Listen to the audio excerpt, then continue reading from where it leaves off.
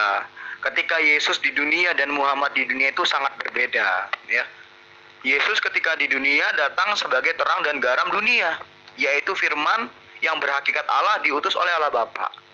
Itu sementara Muhammad hanyalah seorang pemberi peringatan, tidak kurang tidak lebih, yaitu seorang anak yang berusia 13 tahun, ya, yang suka pergi ke tempat hiburan malam, gitu. Jadi tugasnya Muhammad hanyalah memberi peringatan, sudah selesai. Bukan firman, bukan apa dia. Hanya manusia yang tidak luput dari dosa dan sangat sering berbuat dosa. Jadi beda ya, beda. Lalu kemudian Yesus itu ketika di dunia tidak pernah mengajarkan yang namanya batu tergelincir dari surga, entah siapa yang sengaja menggelincirkannya, menjatuhkannya, lalu kemudian dipercaya sebagai mediator penebus dosa. Itu tidak pernah Yesus ajarkan. Jadi beda ya. Kemudian Yesus juga tidak pernah membahas soal kencing onta itu sehat bagi pencernaan atau apapun, itu tidak pernah ya. Ini udah beda juga ya. Yesus juga tidak pernah mengajarkan bangunan harus menggunakan simbol bulan bintang. Itu tidak pernah. Dan juga ini yang paling spektakuler, Yesus tidak pernah mengajarkan ya akan ada seorang nabi nanti ya yang berasal dari bani pagan, penyembah berhala, ya, dari sekte-sekte berhala, dari kaum-kaum berhala di luar Israel, yang notabene-nya dia seorang yang buta membaca, ya, kemudian seorang yang tidak berpendidikan dan juga amoral. Nah, itu tidak pernah Yesus ajarkan. Jadi kalau kamu bilang Yesus dan Muhammad ketika di dunia itu sama, ya jelas beda, nggak sama gitu loh. Yesus ketika di dunia dia selalu disembah-sembah oleh orang yang percaya kepada Mesias. Sementara Muhammad, kalau Muhammad sampai disembah lah, ini sudah menyalahi syariat Islam gitu. Sudah menyalahi aturan-aturan dan akidah-akidah Islam gitu. Jadi sangat berbeda gitu. Dan Yesus datang ke dunia ya, memenuhi nubuatan dalam perjanjian lama atau tanah. Sementara Muhammad datang ke dunia, tidak ada yang menubuatkan, ya, tidak juga ada yang menunggu, tidak juga ada yang menanti, tidak juga ada yang mengabarkan, dan ditolak. Nah, bukan hanya ditolak oleh orang-orang Yahudi dan Kristen saja, tapi juga ditolak oleh bangsanya gitu. Sementara Yesus tidak ditolak. Mungkin awalnya iya, tapi kemudian hampir semua dari kalangan orang-orang Yahudi termasuk Paulus yang sangat membenci orang Kristen, dia pun menerima Yesus. Sementara Muhammad ya, kalau tidak jalur perang, tidak akan diterima oleh kaumnya sendiri ya. Jadi, nah ini pun juga berbeda gitu loh. Ketika Yesus di dunia, Yesus tidak pernah berperang gitu. Nah, ketika Muhammad di dunia, waduh, huru hara selalu tersebar di mana-mana, perang pertumpahan darah selalu ada, setiap hari mencium bau darah. Ya, itulah perbedaannya. Jadi kalau kamu bilang Yesus dan Muhammad ketika di dunia sama, oh enggak. Yesus adalah anak Allah yang berhakikat firman Allah, yaitu adalah pribadi Allah yang kemudian diutus oleh Allah Bapa. Ya. Makanya dalam Yohanes 3 ayat 16, seiras dengan Yohanes 17 ayat 3 dikatakan, karena begitu besar kasih Allah akan dunia ini sehingga ia telah mengaruniakan anaknya yang tunggal, supaya setiap orang yang percaya kepadanya tidak binasa melainkan beroleh hidup yang kekal. Apakah Muhammad anak Allah? Apakah Muhammad anak Allah? Bukan. Kalau sampai Muhammad dikatakan anak Allah, ini juga menyalahi syariat Quran gitu. Jadi sangat berbeda ketika Yesus di dunia sangat diagung-agungkan, ketika Muhammad di dunia sangat ditolak, dilecehkan, bahkan dihina-hina sampai dia rela menanggung jalur perang ya. Bukan dia sih yang menanggungkan pasukannya, kalau dia mah santai-santai aja gitu. Asik kawin janda-janda, janda tua kaya dan lain sebagainya, anak di bawah umur juga kan. Pak David, posisi Yesus di dunia ini itu sama seperti Muhammad SAW. Yesus penyampai firman, Muhammad SAW juga penyampai firman. Mereka dua orang ini adalah kedudukannya sebagai nabi. Toh, Yesus adalah nabi, Muhammad SAW juga adalah nabi. Yesus mengakui menerima firman dari Allah, Muhammad juga menerima firman dari Allah. Terlepas dari benar atau tidaknya, kita lihat nanti setelah kita kaji berikutnya. Sekarang intinya adalah mereka dua orang ini menerima wahyu dari Allah. Nah, Muhammad SAW menerima wahyu, kemudian dengan budaya lisan disampaikan kepada para sahabat. Sahabatnya sesama dengan dia, hidup bersama dengan dia. Nah, budaya yang dianut oleh Al-Quran ini adalah budaya hafalan. Jadi ketika Muhammad SAW menerima wahyu, Kemudian dia sampaikan kepada sahabatnya, sahabatnya menghafalnya. Adapun pembukuan itu belakangan, itu nggak menjadi soal. Karena kenapa? Karena budaya yang dianut oleh penyampaian Al-Quran sampai hari ini adalah hafalan, bukan tulisan. Hafalan yang menjadi prioritas utama. Berbeda dengan penyampaian wahyu yang diterima oleh Yesus. Oke, jadi dari Muhammad SAW sampai kepada para sahabatnya itu disampaikan dengan budaya lisan, hafalan. Nah, sekarang kita kepada Yesus. Yesus menerima firman. Firman yang Yesus sampaikan itu apakah disampaikan kepada Lukas kemudian? Lukas aja dulu yang kita bahas. Apakah Yesus menyampaikan kepada Lukas? Seperti Rasulullah Muhammad SAW menyampaikan kepada para sahabatnya. Semisal Utsman. Ya, Yesus menyampaikan ke Lukas enggak? Itu dulu. Nah, kalau Yesus menyampaikan ke Lukas, kayak mana budaya yang dianutnya? Menghafal atau menulis? Kalau menulis, ada enggak perintah dari Yesus kepada Lukas untuk menulis? Kalau Al-Quran kan jelas perintahnya dihafalkan dan dituliskan. Ya toh? Nah, bagaimana dengan wahyu yang diterima oleh Yesus kepada Lukas? Itu budaya apa yang digunakan? Bang David, coba Anda terangkan kepada kita di sini supaya kita tahu bahwa apa yang dituliskan Lukas itu adalah wahyu yang diterima dari Yesus. Silakan. Iya, nanti saya cari dulu lah ya. Ini kan memang nggak direncanakan kan kita ada diskusi begini. Ya Musa juga begitu. Coba dari mana Anda juga dapat pengetahuannya bahwa katanya tadi apa ada penyusup-penyusup. Jadi waktu zaman Utsman itu, waktu dia baca nih dari mushaf-mushaf yang lain, itu berarti ada Quran yang berbeda isinya ya. Kalau Anda katakan itu penyusup-penyusup atau apa tadi, pemalsu ya.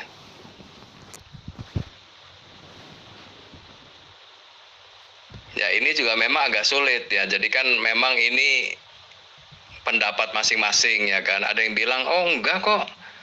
Bukan isinya yang beda, tapi kiroat, dialek katanya. Kan waktu itu kan banyak tuh suku-suku. Nah ini sekarang Anda bilang bukan cuma kiroat, tapi diduga ada penyusup-penyusup.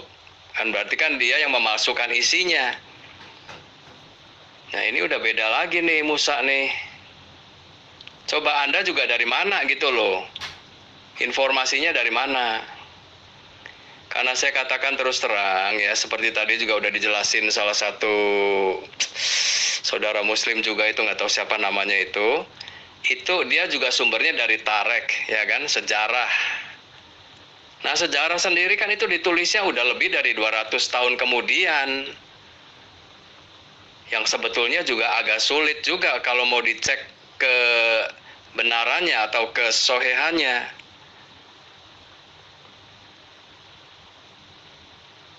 Ya demikian juga dengan hadis gitu loh. Ya maaf ini saya bukan mau campur tangan ya kan, tapi sekali lagi ya kalau secara yang masuk akal ya seperti itu. Terlalu panjang gitu loh. Saya pernah kasih contoh dulu, misalnya nih Anda mau tulis biografinya Soekarno, tapi oleh orang yang 200 tahun kemudian baru dia tulis. Ya benar apa enggaknya kan udah agak sulit ya kan. Dari mana dia dapetin sumber-sumbernya? Apakah sumber-sumbernya juga bisa dipercaya apa enggak? Jadi gini, aduh gimana ya, Anda menanyakan sumber. Ya saya juga mau tahu juga, coba nanti kita bandingin sumber yang Musa punya dengan yang saya punya gitu loh, ya kan? Nah sebetulnya sih itu baru fair gitu loh. Karena saya kan kalau dibilang ngebohong atau mengada-ada ya nggak mungkin lah ya. Ngapain sih, saya juga udah buang waktu di sini, malah nambah dosa lagi. Nggak ada gunanya itu ya. Jadi pernyataan Anda juga itu ya nggak masuk akal juga lah. Berbohong buat apa sih? Ya paling kalau mau ya Musa tunjukin lah ke sini, saya mau belajar gitu loh. Saya timpali sedikit ya Bang. Al-Quran itu kan jelas Bang, diwahyukan oleh Allah, kemudian diterima oleh Jibril, Kudus, untuk disampaikan kepada Muhammad Shallallahu Alaihi Wasallam.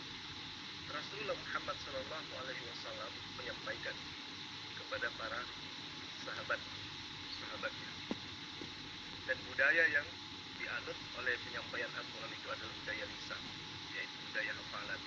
Ya, selesai, ya kan? Artinya ketika Rasulullah Muhammad SAW menyampaikan Al-Quran, itu diterima oleh para sahabatnya. Apa yang dilontarkan dari mulut Muhammad SAW itu yang dihafal oleh sahabatnya. Lalu kemudian prosesi selanjutnya dari penyampaian ke sahabat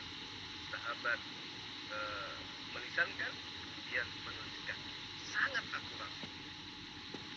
Coba lihat kitab Abang. Kita ambil Lukas aja dulu. Lukas aja dulu, Bang. Ketika Yesus menerima wahyu dari Allah, dia sampaikan kemana? Ke Lukas. Adakah sejarah bahwa Lukas itu murid Yesus? Ini aja dulu, Bang.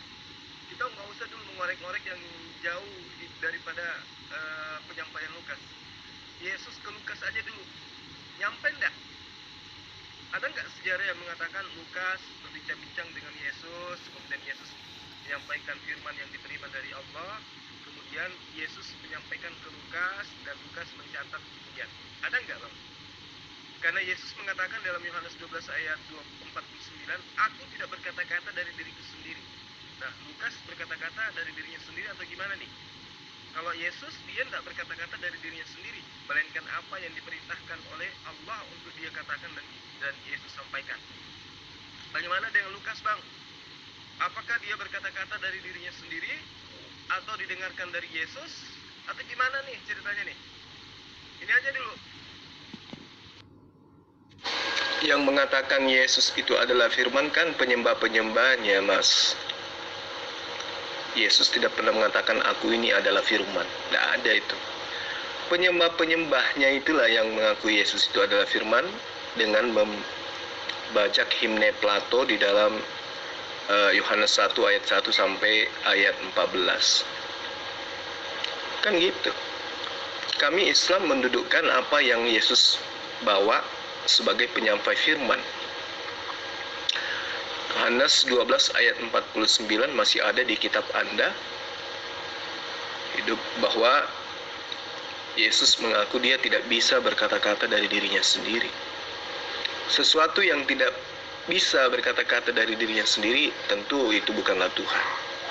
Tapi ya saya tidak melarang kalau Anda mempertuhankan dia, iya kan? Silakan aja.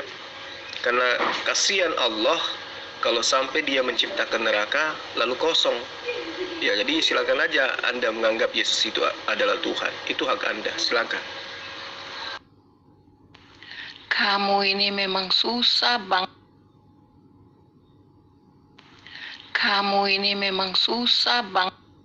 Kepada Musa sekali lagi ya, udah ini kayaknya saya udah nangkap semua apa yang Anda tahu lah ya.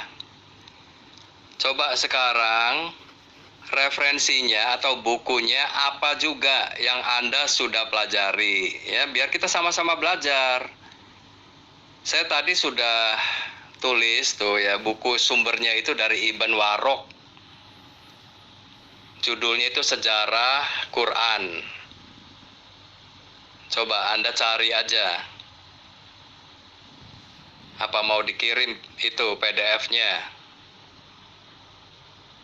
Nah, sekarang yang dari Musa mana gitu loh. Yang dari Musa mana? Coba disampaikan juga ke sini. Biar saya juga bisa baca, saya pelajari juga. Anda itu tahu himne Plato itu apa sih? Saya mau nanya dulu nih. Jadi kalau Anda ngomong itu jangan ya asal buka mulutnya. Kan buka mulut kan gampang ya. Coba himne Plato itu apa sih? Saya pengen tahu juga gitu loh. Himne Plato. Ya terus terang ini, aduh Zul, gimana ya saya jelasinya ya. Anda itu gini lah, Anda kan S2 ya. Tolong referensinya atau sumber bacaannya itu dari sumber-sumber yang jelas dong gitu loh.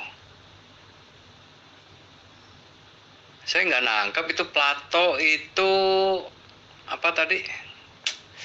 anak dari dewa Apollo lah segala macem. Aduh, ini apa lagi sih gitu loh. Maksudnya apa ya? Plato itu manusia beneran, itu ahli filsafat Yunani gitu loh. Memang dia ada menjelaskan mengenai logos menurut cara filsafatnya dia. Nah, memang kebenaran bahwa perjanjian baru itu ditulisnya dalam bahasa Yunani Koine namanya. Nah, jadi ada terjemahan kalau Sang Firman itu disebutnya Logos. Nah, tapi orang itu bisa ngelihatnya gini ya, walaupun katanya itu mirip ya, wordnya atau kata-katanya mirip, tapi kalau artinya berbeda, ya itu harus diartikan sebagai kata-kata yang berlainan gitu loh. Sama seperti misalnya nih, Allah dalam Muslim.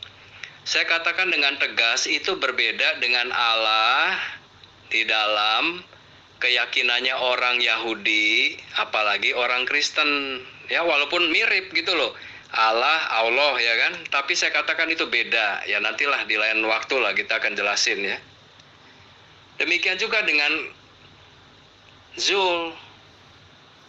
Kok logos memang itu berasal dari kata Yunani. Tapi konsep yang ada di dalamnya itu sangat berbeda, ngerti nggak?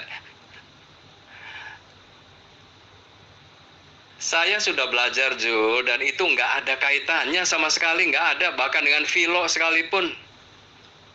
Coba Anda tahu nggak Philo itu apa sih? Himne Plato ya. Tadi kan saya tanya tuh himne Plato itu apa? Nah, terus yang katanya ini dari Philo nih, coba yang dari Philo itu apa gitu loh.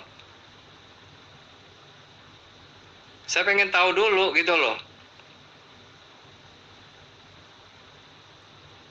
Jadi jangan katanya itu sama. Nah, tapi kalau artinya sama, terus Anda main klaim, oh kalau begitu ini semuanya sama. Ya nggak bisa begitu dong. Kamu kan udah tahu kalau misalnya orang Sunda bilang amis, sama orang Jawa bilang amis, dua-duanya sama katanya amis, artinya bisa berbeda. Apakah kamu mau katakan amis itu sama? Nah ini gimana gitu loh, kalau Anda sebagai seorang scholar ya atau orang yang terpelajar dalam bidang agama harusnya ngerti lah ya, jangan terlalu dangkal gitu loh. Nah terus Anda juga selalu ya bilang, oh itu ayat sisipan. Lah Anda taunya dari mana ayat sisipan? Saya katakan Jul, kalau Alkitab itu semua manuskripnya tuh, tulisan-tulisan tangannya itu ada semua, gitu loh. Ya memang di antara tulisan-tulisan itu mungkin ada yang beda sedikit ya, ada yang di dalam kurung, catatan tambahan dari penulisnya. Dalam kurung itu kenapa? Ya artinya itu bukan teks aslinya. Ada seperti itu. Tapi kalau sisipan satu geblek begitu, sampai 14 pasal, ya itu namanya kebangetan ya. Nah Anda bisa buktikan enggak gitu loh. Dan oke lah misalnya gitu loh, ayat itu sisipan, jadi misalnya nih Yesus itu bukan Tuhan, tapi mau dianggap Tuhan dari ayat itu, saya katakan nggak apa-apa.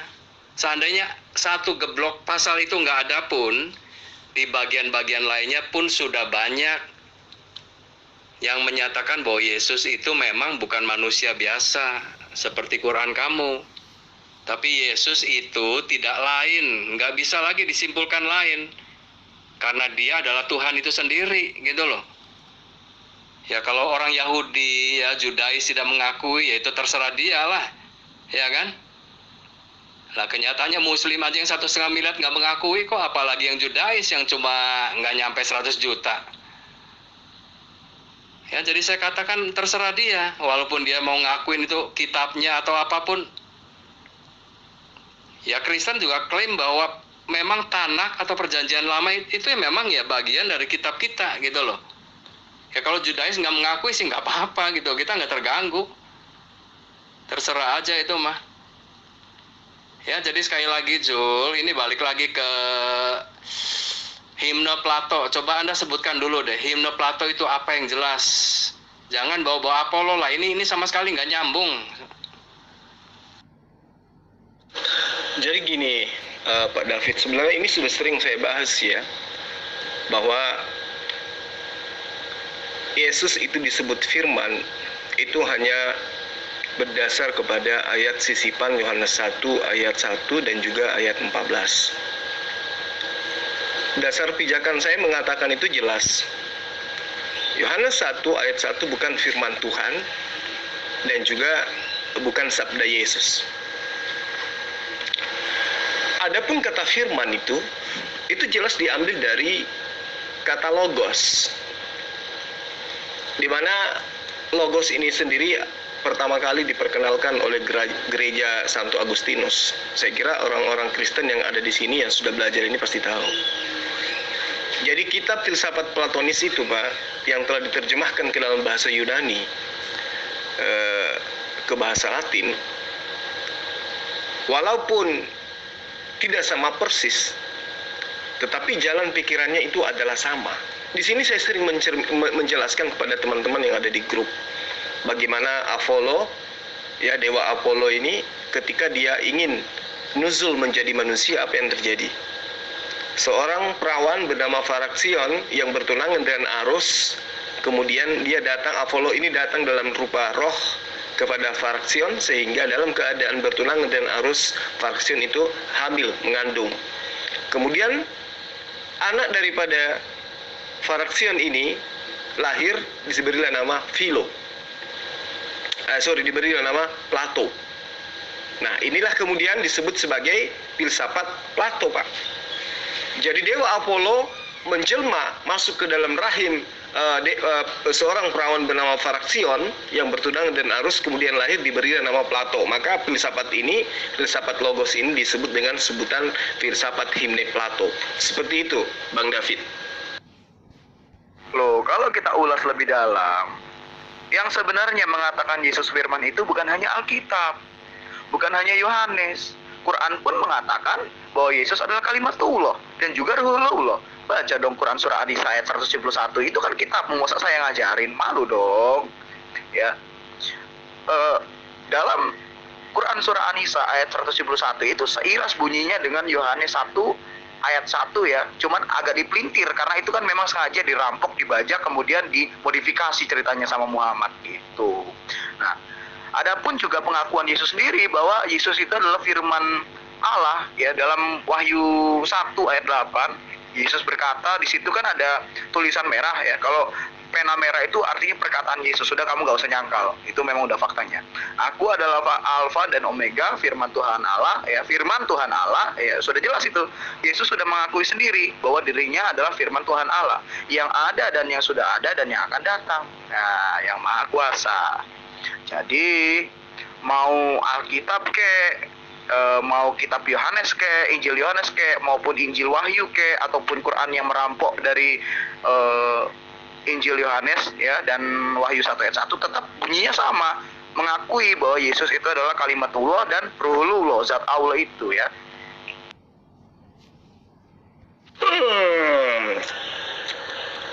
Siswa sekolah teolog muncul lagi ini, materi Islam-Islaman. Yesus itu ada kalimatullah, maka Yesus itu adalah firman. Nenek mengkiper. Makna daripada kalimatullah itu di dalam surah An-Nisa dan Al-Baqarah itu bukan menunjuk kepada pribadi Yesus. Bukan hanya terdiri dari dua kata ayat itu. Pahami dulu, kalimat itu bahasa Arab artinya adalah perkataan. Jadi ketika ada kata kalimatullah berarti perkataan Allah. Jadi Yesus itu tercipta dari perkataan Allah. Gitu loh. Jadi kalau kamu sudah tahu bahwa himne Plato yang mendudukkan Yesus sebagai logos itu adalah merupakan sebuah pengajaran yang bukan dari Yesus dan juga bukan dari Allah, jangan lagi kau ngemis-ngemis di Al-Quran. Aduh, gimana? Salamku udah kamu sampaikan ke dosenmu? Udah? Saya tahu kalau abang ini hanya pura-pura nggak tahu. Saya yakin sekali, pasti abang tahu. Mengenai filsafat himne Plato itu pasti abang tahu. Nggak lah mungkin selevel abang ini nggak tahu. Tapi ya apalah daya, untuk menutupi itu semua abang pasti akan pura-pura nggak tahu, iya kan? Jadi mengenai himne Plato itu bang, sederhana saja. Ya, sederhana saja.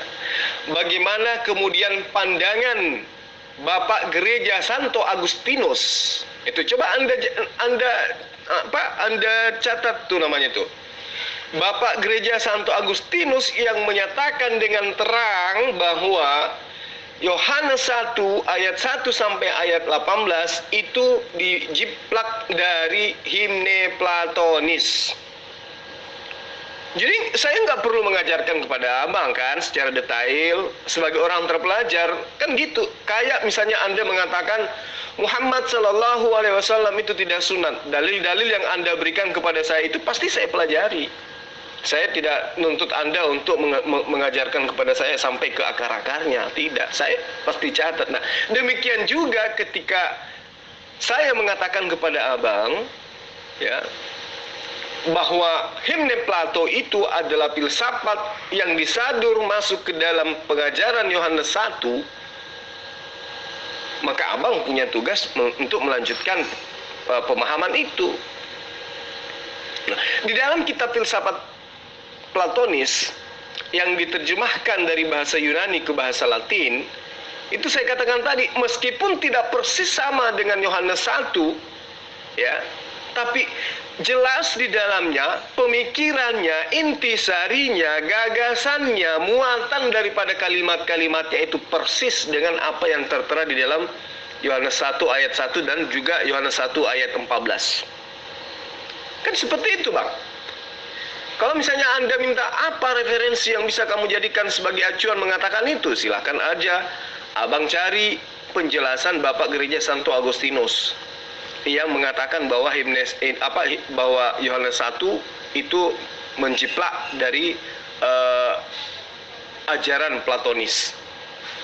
Iya kan? Silakan aja bang. Atau Alkitab The News of the America Bible, coba Anda lihat di catatan kakinya, di situ jelas dikatakan bahwa Yohanes 1 ayat 1 sampai ayat 14 atau ayat 18 di situ dikatakan bahwa itu adalah himne yang berbentuk syair yang merupakan karya bebas yang dikutip atau diedit dari pandangan filsafat Platonis. Nah, ini sudah cukup referensinya. Sekarang tinggal abang cari. Jangan lagi Anda ini kan S2, kok bisa kayak gitu? Ya udah, silakan. Anda mau percaya atau tidak percaya, silakan buktikan kalimat saya, kemudian datang lagi ke saya, kita perdebatkan lagi kembali. Seperti itu, Bang.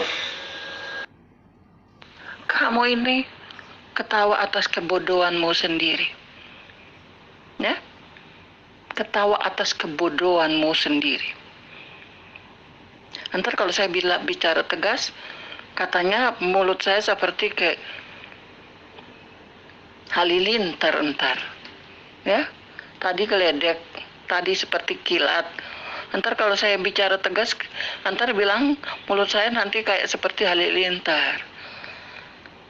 Tapi benar, kamu tertawa atas kebodohanmu sendiri. Kenapa?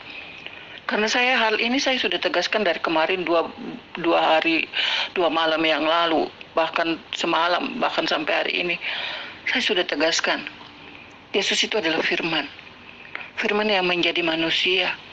Kenapa kalian Muslim tidak bisa menerima? Karena mata hati kalian itu dikuasai iblis. Ya? Kenapa ada banyak orang Muslim yang murtad? Karena mereka dari mulanya dipanggil untuk diselamatkan. Tapi kalau kalian sampai detik ini mata hati kalian masih dikuasai iblis, mungkin kalian terpanggil untuk binasa. Kamu gak usah panik, gak usah kejang, santai aja. Kamu kalau mengklaim ayat Alkitab sesuka hati, ya kami pun tidak ada yang protes, cuman kami luruskan kan. Ya sebaliknya gitu. Saya mengklaim ayat Quran, bukan sebenarnya ini bukan mengklaim loh, sebenarnya ini data yang memang bersumber dari Quran sendiri. Ya. Kalau soal Yesus itu tercipta dari kalimatullah, itu kan tanda yang terdapat dalam tanda kurung terjemahan gitu loh. Ya, sekarang gini, kalau kamu memang ahli bahasa ya pasti tahu dalam teks aslinya tidak ada dalam kurung yang diciptakan dari kalimat Allah, itu kan tidak ada kata diciptakan. Kamu pun berpihak pada terjemahan yang notabene-nya kamu anggap itu tidak jelas gitu loh, tidak benar gitu kan. Kamu anggap terjemahan Quran bahasa Indonesia itu keliru. Sekarang kamu menggunakan kata dalam terjemahan yaitu diciptakan. Nah, artinya terlihat kalau kamu tuh sekarang menjadi munafik. Kadang-kadang kamu menyangkal itu, kadang-kadang juga kamu mengatakan itu. Ya kan, kamu menyetujui itu. Kadang-kadang kamu menyangkal terjemahan sebagai sesuatu hal yang keliru, kemudian sekarang kamu pakai kata-kata yang ada di dalam terjemahan. Padahal dalam teks aslinya nggak ada kan kata diciptakan dari kalimat Allah, itu kata diciptakan tidak ada.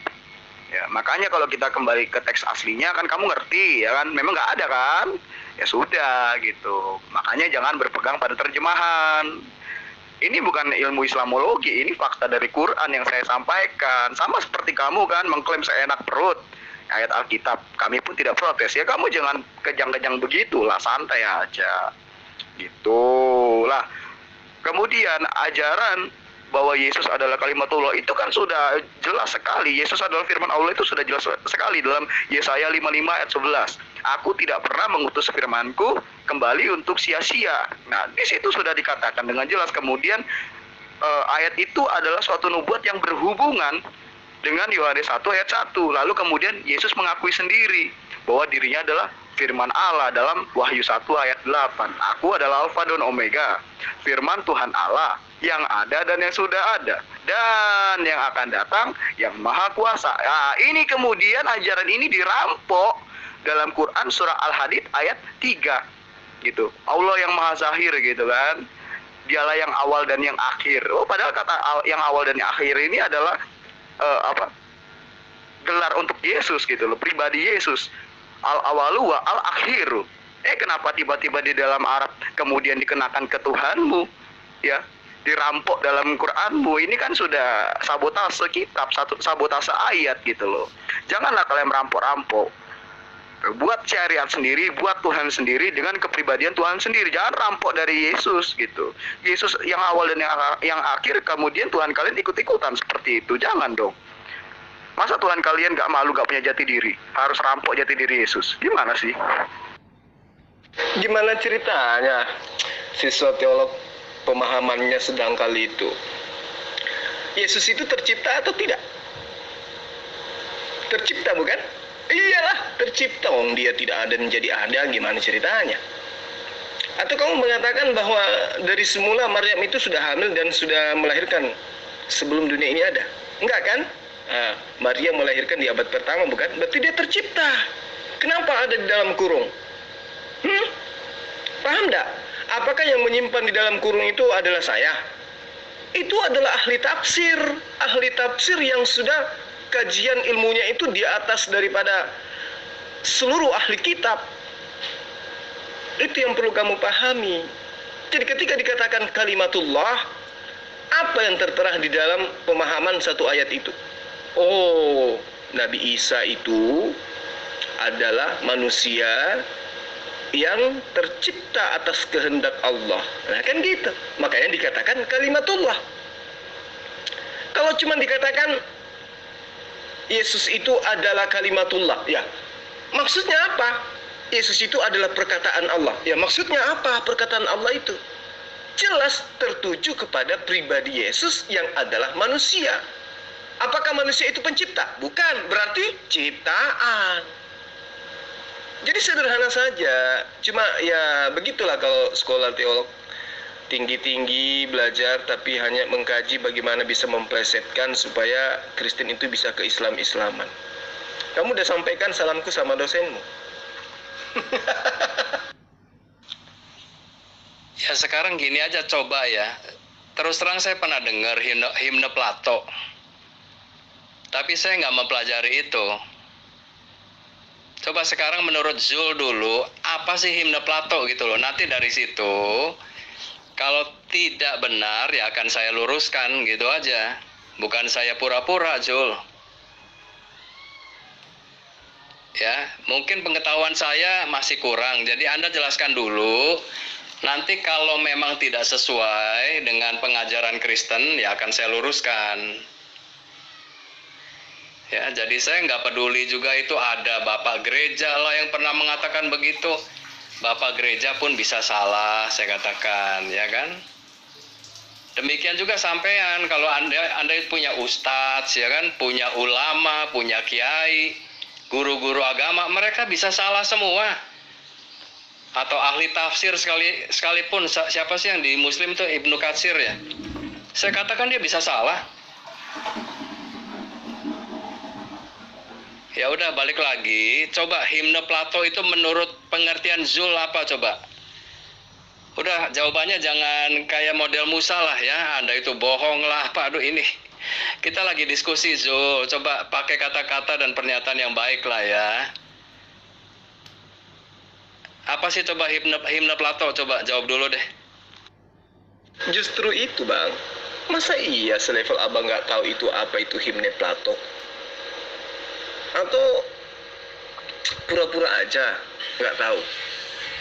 Karena kenapa himne Platonis itu kan diperkenalkan oleh cendekiawan Yahudi pada masa itu. Bahkan kalau sekarang kita berdebat, kata firman itu berasal dari kata apa sih? Nah, hampir seluruh umat Kristen itu mengatakan berasal dari kepada logos. Nah, itulah himne Plato itu. Itulah himne Plato itu. Yang logos itu. Mereka mengimani logos itu adalah utusan Tuhan yang berada setingkat di bawah, satu tingkat di bawah Tuhan dan satu tingkat di atas manusia. Artinya dia adalah perantara. Dengan kata lain, penyampai pesan yang diterima dari Tuhan kemudian disampaikan kepada manusia atau khalayak banyak. Nah, apa himne Plato itu? Himne Plato itu adalah filsafat yang mengatakan Tuhan mengutus makhluknya untuk menyampaikan pesan kepada makhluknya yang lain. Itulah himne Plato. Sehingga sejatinya pada mulanya adalah firman, itu adalah pada mulanya adalah logos. Ya tak? Nah, ketika dikatakan pada mulanya adalah logos, maka lanjutannya logos itu bersama-sama dengan Allah dan logos itu berasal daripada Allah. Artinya, logos ini adalah utusan Tuhan. Logos itu berasal dari Tuhan. Nah, kemudian ketika disalin masuk ke dalam dalam Yohanes 1 ayat 1, logos yang tadinya berasal dari Tuhan itu berubah menjadi firman itu adalah Tuhan. Itu makanya para cendekiawan, Bang, ahli-ahli Bible, ya, itu bukan dari kalangan Muslim tapi dari kalangan abang sendiri yang mengatakan himne Yohanes 1 itu bukan firman Tuhan, tetapi itu adalah filsafat yang diambil dari paham Plato. Apa paham Plato itu adalah dewa menghamili anak manusia, kemudian anak manusia tersebut melahirkan anak dewa bernama Plato, maka disebutlah himne Plato. Seperti itu, Bang. Ya udah, saya stop di situ dulu ya. Berarti memang pandangannya atau konsepnya itu salah, Zul, ya, bahwa logos itu bukan cuma sekedar logos gitu loh, seperti yang di konsepnya si Plato itu.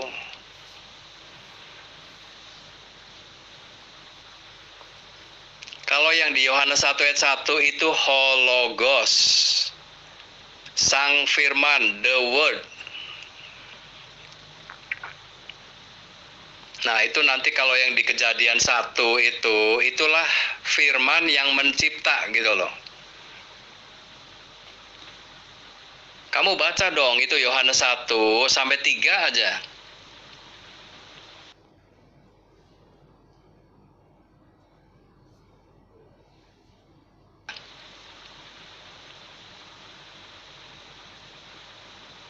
Ya, jadi dari situ aja udah ketahuan bahwa itu nggak ada kesamaannya. Makanya saya mau tanya dulu, logo itu si himne Plato itu, menurut pengertiannya Zul itu apa? Saya nggak terlalu mendalami filsafat Plato karena buat saya ya apa ya? Ya paling buat tahu-tahu sedikit aja, tapi nggak ada sambungannya sih ya, nggak ada relevansinya gitu loh. Nggak ada nyambungnya, nggak ada ya. Orang Yunani itu memang dia pinter karena dia bikin hukum-hukum logika supaya orang itu kalau berpikir ini jangan ngawur gitu loh. Nah itu mereka jago tuh. Makanya Muslim juga harus belajar ya. Kalian kan ada tuh filsafat Islam misalnya kan, itu dari Yunani juga ya. Siapa seperti Imam Ghazali itu yang kalian juga sebagian nggak ngakuin. Ya, jadi saya balik lagi bahwa filsafat Plato itu tidak ada hubungannya dengan logos atau sang firman yang menjadi konsep di dalam kekristenan. Itu nggak ada itu, ya, nggak nyambung sama sekali. Ya, sah-sah aja abang mengatakan nggak nyambung, tapi pada prinsipnya kan sama, ya toh. Apalagi kalau kita menarik benang merah dari pemaknaan kata firman itu sendiri. Coba kita lihat di dalam terjemahan ya, di terjemahan tahun 1863 di Alkitab kuno Klinkers.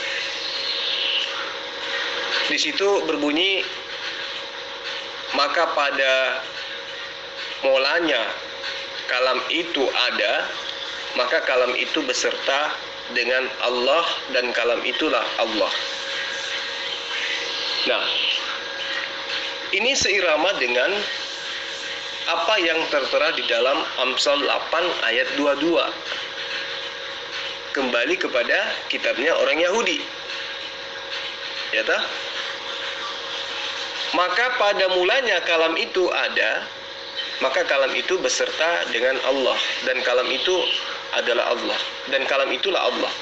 Itu di terjemahan 1863. Nah, ketika kita memahami dari sudut pandang ini, kita akan mendapatkan petunjuk tentang makna daripada kata firman itu sendiri. Kalau kita menggunakan referensi ini. Jadi tidak serta-merta mendengarkan Yohanes 1 ayat 1, oh firman itu adalah Allah. Tidak. Tapi kita memiliki beberapa referensi untuk memaknai itu. Benarkah Yesus itu adalah Tuhan? Kan gitu. Benarkah Yesus itu adalah firman? Nah, terjemahan 1863, dari sana tentu kita akan mendapatkan ilmu dan pemahaman tentang firman yang adalah kalam. Nah, di dalam Gospel Yohanes jelas itu mengacu kepada ayat Amsal 8 ayat 22, Bang. Dan juga 1 Yohanes 1 ayat 1 dan 2. Coba kita lihat. Di dalam Amsal 8 ayat 22 berbunyi seperti ini. Tuhan telah menciptakan aku sebagai permulaan pekerjaannya, sebagai perbuatannya yang pertama-tama dahulu kala.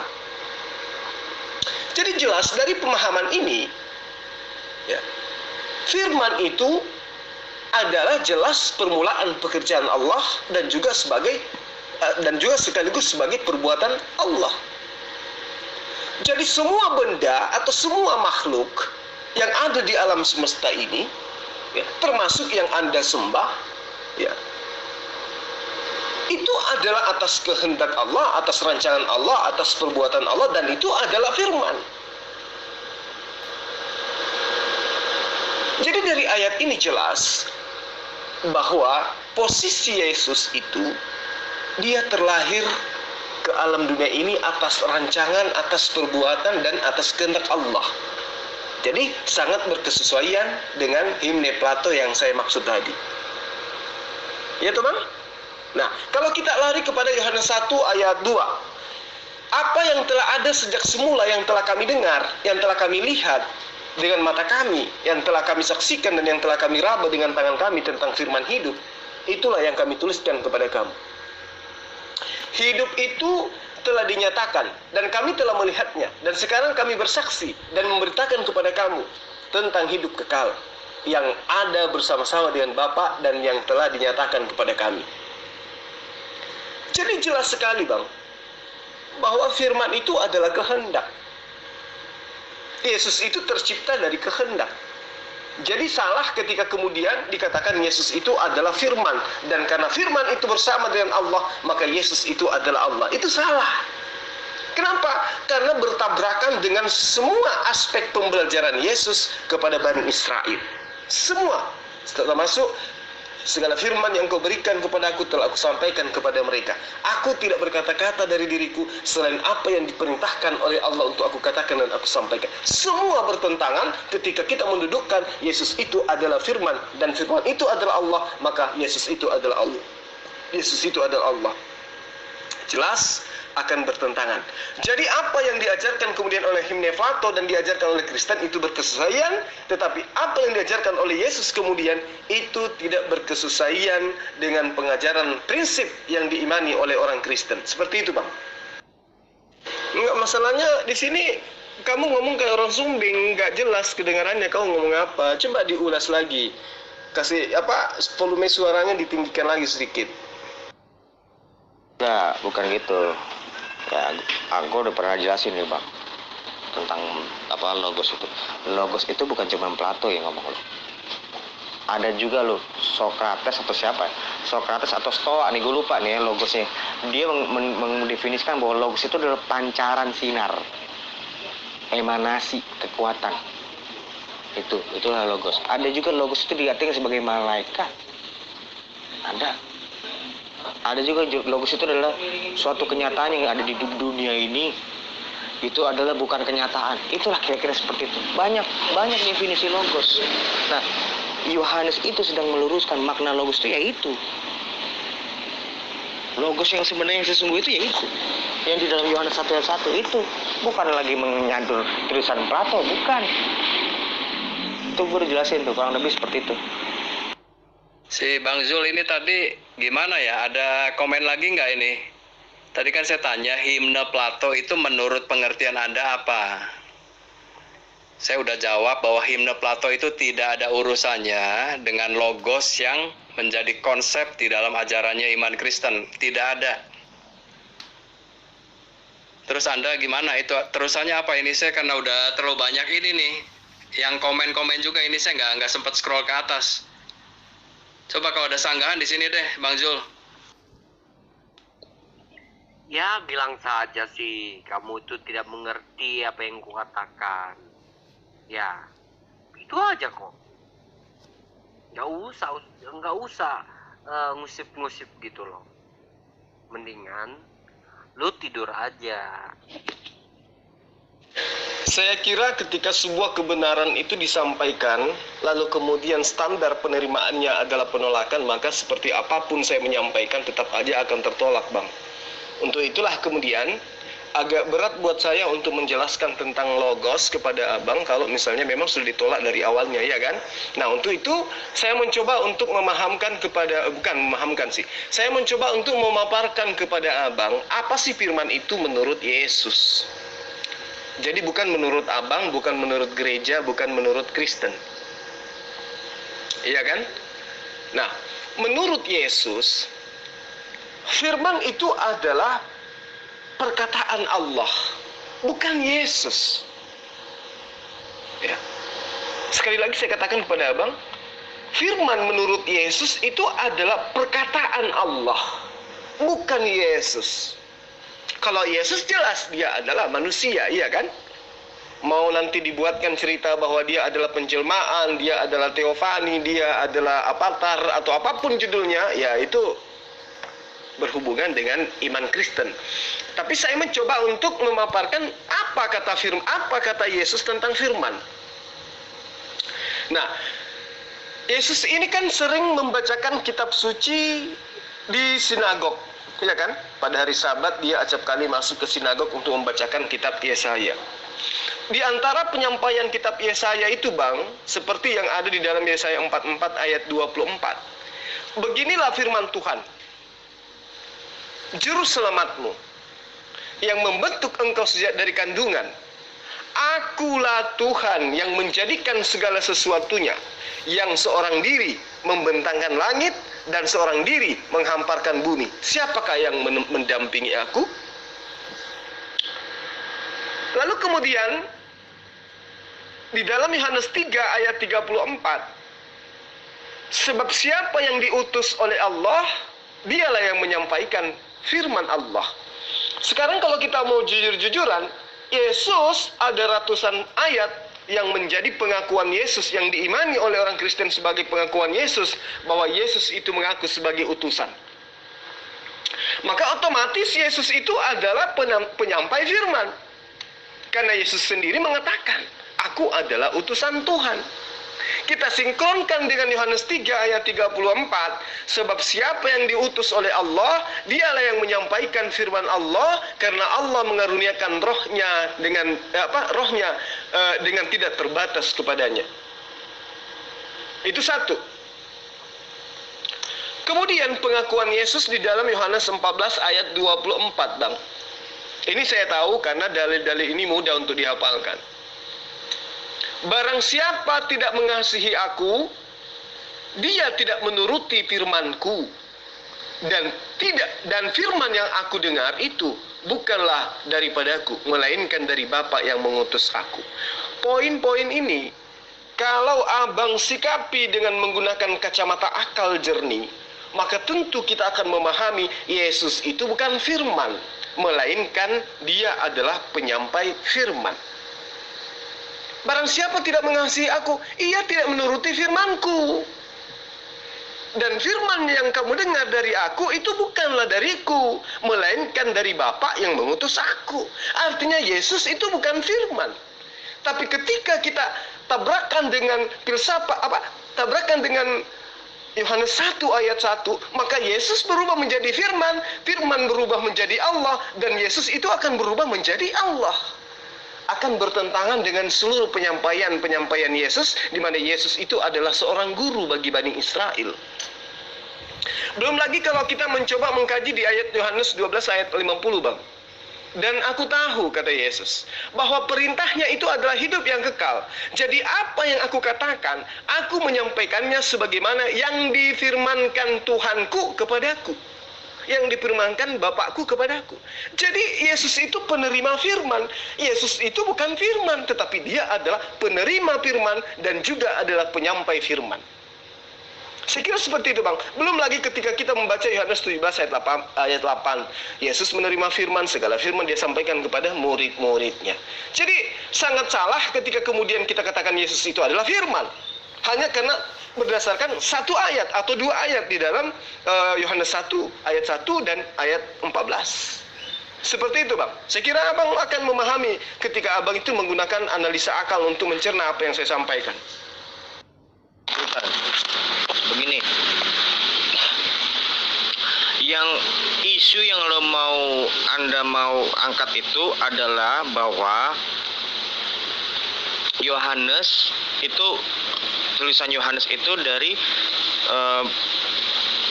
plagiat dari tulisannya Plato, himne Plato.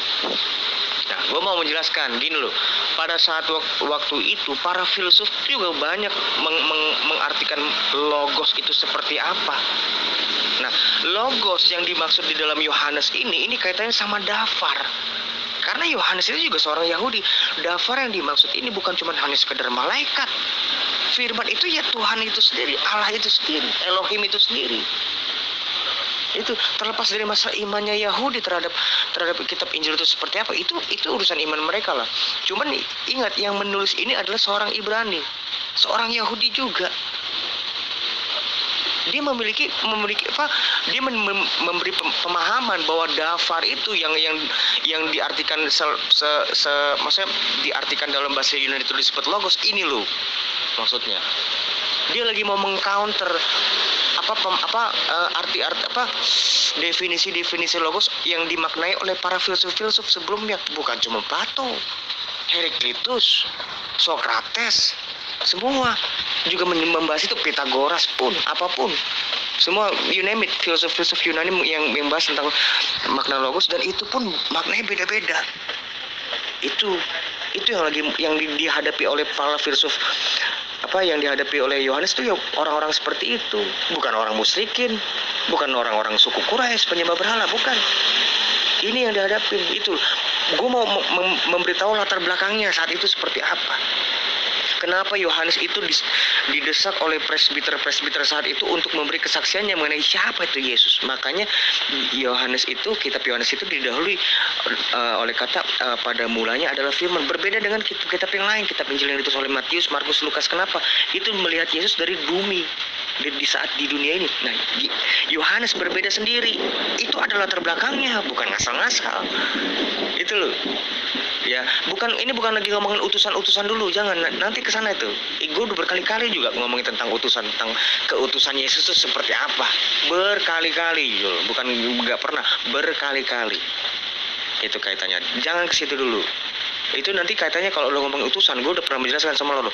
Itu tentang masalah statement Yesus bilang, aku keluar dan datang dari Allah. Itu satu. Terus mengenai tentang firman yang menyampaikan firman, gue udah juga menjelaskan dengan original teksnya juga. Makna remata dengan logos itu berbeda. Gitu ya. Jangan lari-lari kemana-mana dulu, Sul. Oke. Kalau gitu coba kita lihat di Yesaya 44 ayat 24.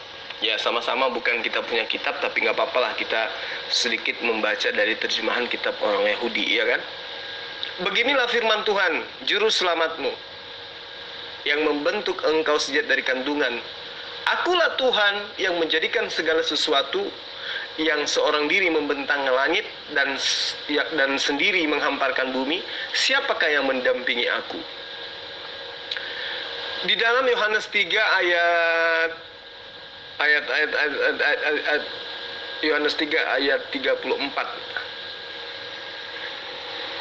Sebab siapa yang diutus Allah, dialah yang menyampaikan firman Allah, karena Allah mengaruniakan rohnya dengan tidak terbatas. Lalu kemudian, kalau kita ingin mengkaji lebih jauh pernyataan Yohanes 3 ayat 34, Yesus juga mengaku sebagai utusan. Berarti Yesus itu adalah penyampai firman. Penyampai firman tidak layak disebut sebagai firman, karena dia adalah penyampai firman. Saya ulang. Beginilah firman Tuhan, juru selamatmu, yang membentuk engkau sejak dari kandungan. Akulah Tuhan yang menjadikan segala sesuatu, yang seorang diri membentangkan langit, yang menghamparkan bumi. Siapakah yang mendampingi aku? Pernyataan kemudian di dalam gospel Yohanes 3 ayat 34, sebab siapa yang diutus Allah, dialah yang menyampaikan firman Allah. Yesus diutus oleh Allah, maka dia adalah penyampai firman, bukan firman itu sendiri. Lalu kemudian di dalam Yohanes 12 ayat 50, dan aku tahu bahwa perintahnya itu adalah hidup yang kekal. Jadi apa yang aku katakan, aku menyampaikannya sebagaimana yang difirmankan oleh Bapa kepadaku. Jelas kok. Jadi kalau Yohanes 1 ayat 1 itu dipaksakan untuk menjadikan Yesus itu sebagai Tuhan karena firman itu adalah Allah itu sendiri, itu bertentangan dengan pengajaran Yesus di dalam kitab Yohanes itu sendiri. Itu sudah saya jelaskan ke kamu dan sudah saya ajarkan ke kamu berulang-ulang kali bahwa Kristen pun mengakui memang ya Allah telah menciptakan segala sesuatu dengan sendirian, yaitu dari firman-Nya. Makanya kalau ada Islam kan, dalam Islam itu ada istilah kun fayakun ya. Firman-Nya itulah yang telah menciptakan segala sesuatu. Jadi Allah tidak perlu ditemani siapapun termasuk Jibril. Karena Allah bersama firman-Nya ya, yang seperti Yesus katakan, aku dan Bapa adalah satu. Ya, itulah Tuhan yang satu itu yang telah menciptakan segala sesuatu sendirian dengan firman-Nya itu, ya. Makanya dalam Yohanes 1 ayat 3 tidak bertentangan dengan perjanjian lama, segala sesuatu diciptakan oleh Dia, yaitu firman. Dan tidak ada segala sesuatu yang telah dijadikan selain daripada Dia. Gitu. Jadi memang Yesus dan Bapa ini adalah satu. Dan itu adalah perkataan Yesus sendiri, tidak bisa kamu sangkal karena kamu kan sering menggunakan perkataan Yesus. Coba kalau kamu baca Amsal 30 ayat 4 dikatakan, siapakah yang telah naik ke surga dan turun? Siapakah yang telah mengumpulkan angin dalam genggamannya? Siapakah yang telah membungkus air dalam kain? Siapakah yang telah menetapkan ujung dunia, ujung bumi? Ya. Siapakah namanya dan siapakah nama anaknya? Tentu kamu tahu. Nah, di situ sudah jelas dikatakan, siapakah namanya dan siapakah nama anaknya. Anaknya ini adalah firman yang telah datang menjadi manusia, terdapat di dalam nubuatan Amsal 30 ayat 4. Siapakah yang telah naik ke surga dan turun? Siapakah yang telah mengumpulkan angin dalam genggamannya? Siapakah yang telah membungkus air dalam kain? Siapakah yang telah menetapkan ujung bumi? Siapakah namanya dan siapakah nama anaknya? Tentu kamu tahu. Kalau Zulkifli pasti nggak tahu. Karena apa? Karena dia sama sekali buta dengan apa yang telah dirampok oleh kitabnya itu. Nah, jadi apakah bertentangan dengan perjanjian baru yang mengatakan bahwa Yesus itu adalah firman Allah? Ya tentu tidak. Memang Yesus itu adalah firman. Kamu salah, nak. Bukan firman yang menciptakan. Allah yang menciptakan dengan berfirman. Makanya pahami firman itu apa sih? Firman itu adalah kehendak. Firman itu adalah perkataan. Firman itu adalah gagasan. Firman itu adalah kemauan. Firman itu adalah apa yang diinginkan oleh Allah. Apakah Yesus kehendak? Bukan. Yesus manusia. Apakah Yesus perkataan? Bukan. Yesus anak Maria. Apakah Yesus itu ide, gagasan? Bukan. Yesus itu adalah nabi utusan Allah. Jadi tidak ada jalan untuk mengatakan Yesus itu adalah firman. Atau tidak ada jalan untuk mengatakan bahwa yang menciptakan itu adalah firman. Allah lah yang menciptakan dengan cara berfirman. Coba Anda lihat, apa perlu saya ajarkan lagi? Kitab Kejadian 1. Berfirmanlah Allah, jadilah terang, maka terang itu jadi. Iya toh? Berarti Allah menciptakan segala sesuatunya hanya dengan berfirman. Dengan kata lain, bukan firman yang menciptakan, tetapi Allah menciptakan dengan cara berfirman.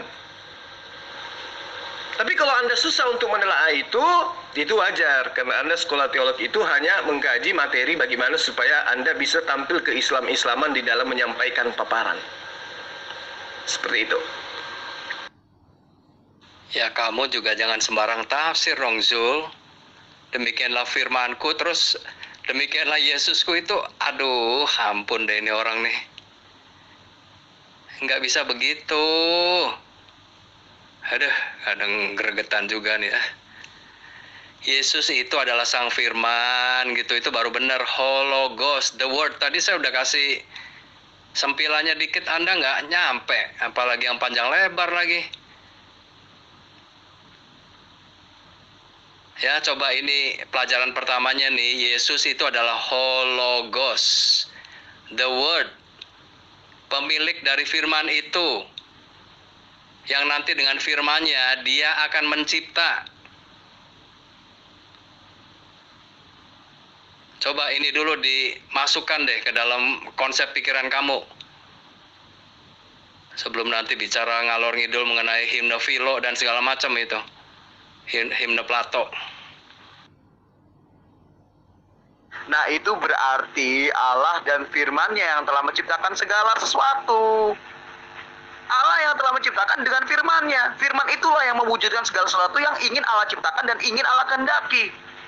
Gitu loh. Yang menjadikan ada itu segala sesuatu adalah firman. Diwujudkan oleh keinginan Allah. Diwujudkan oleh firman dari keinginan Allah. Itu yang perlu kamu pelajari dan kamu pahami. Ternyata setelah kamu mengklaim bahwa kamu ilmunya banyak modal dari Google, ngaku-ngaku ustadz, dipanggil-panggil sunan padahal nggak punya ilmu ya. Ilmu kamu dan pemahaman kamu juga masih segini-gini aja. Terlalu jauh untuk dikatakan mengerti agama gitu. Ternyata kamu bahkan belum mengerti dasar-dasar agama. Firman pun kamu tidak mengerti itu. Ya. Terus kalau Yesus diutus maka Yesus itu bukan firman loh. Ayat yang kamu kutip sendiri, Bilangan 55 ayat 11. Salah. Yesaya 55 ayat 11. Kalau Bilangan 55 itu kan kamu yang bilang, bukan saya. Ya kan? Waktu dulu kamu bilang Bilangan 55 ayat 11. Yang benar kan Yesaya 55 ayat 11, ya kan? Firman yang aku utus tidak akan kembali sia-sia. Loh, firman bisa diutus kok. Emangnya kalau firman diutus terus firman itu nabi? Malaikat diutus berarti itu nabi. Allah mengutus iblis untuk menyesatkan manusia berarti iblis itu nabi. Nabi Rasulullah Shallallahu Alaihi Wasallam gitu. Ya nggak mungkin dong. Karena dalam teologi Kristen ya, bukan teologi Kristen, dalam Alkitab yang menjadi teologi Kristen ada 4 dasar yang bisa diutus oleh Allah dan memang sudah diutus oleh Allah. Pertama adalah firman, kedua adalah Roh Allah, Roh Kudus, keempat adalah nabi, ya, ketiga adalah nabi, keempat adalah malaikat. Gitu. Jadi apakah firman yang diutus berarti nabi? Ya enggak. Yesus adalah firman Allah yang datang melalui rahim Maria, lahir sebagai manusia, yaitu juru selamat. Karena ini sudah nubuatan, gitu loh. Nubuatan dari Alkitab bahwa Yesus akan dilahirkan menjadi Mesias, anak Allah, gitu loh. Kamu nggak bisa menyangkal ini bahwa Yesus adalah anak Allah. Kalau anak Maryam secara lahiriah, kalau secara identitas aslinya dia adalah anak Allah. Gitu. Kan Yesus sendiri yang bilang, kamu kan suka ngemis-ngemis perkataan Yesus, ya kan? Kamu kan suka ngemis-ngemis itu untuk membuktikan akidah atau kaidah agamamu yang kocar-kacir. Nah, sekarang terimalah ini perkataan Yesus dalam Yohanes 3:16. Karena begitu besar kasih Allah akan dunia ini sehingga ia telah mengaruniakan anaknya yang tunggal. Ingat ya, anaknya yang tunggal, supaya setiap orang yang percaya kepadanya, kepada anaknya, kepada Allah Bapa tidak binasa, melainkan beroleh hidup yang kekal. Sebab Bapa mengutus anak. Ingat, yang diutus ini adalah anak, bukan nabi, ya, bukan manusia biasa, tapi ini adalah sosok dari firman yang diutus itu menjadi manusia. Lah berarti nggak salah dong. Yohanes 1 ayat 1. Pada mulanya adalah firman, firman itu bersama-sama dengan Allah, dan firman itu adalah hak Allah secara hakikat. Dan firman itu datang sebagai manusia. Ya, itu. Dari ayat yang kamu kutip saja sudah membuktikan dan membenarkan, yaitu Yesaya 55 ayat 11, bahwa Allah bisa mengutus firman-Nya. Lah kok sekarang kamu sangkal? Nah, makanya kalau debat itu harus ada konsekuensi gitu loh. Harus ada prinsip, tidak boleh pelin-pelan. Kalau kamu pelin-pelan ya jadinya jamak-jamakan sama omongan sendiri. Apapun yang Anda katakan, biasnya kemudian adalah ingin menutupi fakta bahwa Yesus itu bukan firman. Tetapi Yesus itu adalah ciptaan yang diciptakan melalui firman. Sebagaimana yang tertera di dalam kitab yang Anda bajak dari Bani Israel, Yesaya 55 ayat 11. Demikianlah firmanku. Apakah bisa dikatakan demikianlah Yesusku? Enggak kan? Karena Yesus itu bukan firman. Demikianlah firmanku yang keluar dari mulutku. Apakah bisa dikatakan demikianlah Yesusku yang keluar dari mulutku? Enggak mungkin, karena Yesus bukan firman. Demikianlah firmanku yang keluar dari mulutku, ia tidak akan kembali kepadaku dengan sia-sia, tetapi ia akan melaksanakan apa yang ku kehendaki dan akan berhasil dalam apa yang kusuruhkan kepadanya. Jadi Yesus itu bukan firman. Yesus itu adalah makhluk ciptaan Tuhan yang berasal daripada firman. Sehingga implementasi daripada pengutusan Yesus di mana dia tercipta berdasarkan atas kehendak atau firman Allah, ketika Yesus itu diutus ke muka bumi menjadi seorang nabi, Yesus mengatakan kepada Bani Israel, barang siapa tidak mengasihi aku, ia tidak menuruti firmanku. Dan firman yang kamu dengar itu bukan dari aku, melainkan dari Bapa yang mengutus aku. Kalau mau diganti dengan firman adalah Yesus, maka dalilnya akan mengatakan seperti ini. Barang siapa tidak mengasihi aku, ia tidak menuruti Yesusku. Dan Yesusku yang kamu dengar itu bukanlah daripadaku, melainkan dari Bapa yang mengutus aku. Apakah benar demikian? Tentu tidak. Maka himne Plato yang diadopsi masuk ke dalam Yohanes 1 ayat 1 dan ayat 14 itu fakta benar adanya. Kenapa? Karena pertentangan, tidak berkesesuaian, tidak sama, tidak relevan dengan pemahaman orang Kristen bahwa Yesus itu adalah firman dan pemahaman firman menurut Yesus itu sendiri. Ini yang perlu teman-teman Kristen pahami, terkhusus kepada siswa teolog yang hanya sibuk bagaimana menguliti terjemahan Al-Quran agar Kristen bisa tampil ke Islam-Islaman. Pahami bahwa Yesus itu bukan firman, melainkan dia adalah penyampai firman. Udah terangkan aja bang, hologos itu maksudnya, sang firman itu maksudnya kayak mana? Pemilik firman atau gimana nih si Yesus? Karena yang saya tahu Yesus itu mati, ya toh? Dibunuh. Nah kalau dia sang firman itu maksudnya kayak mana? Coba Anda terangkan. Dan apakah sesuai dengan keterangan Anda dengan fakta yang sesungguhnya? Silakan.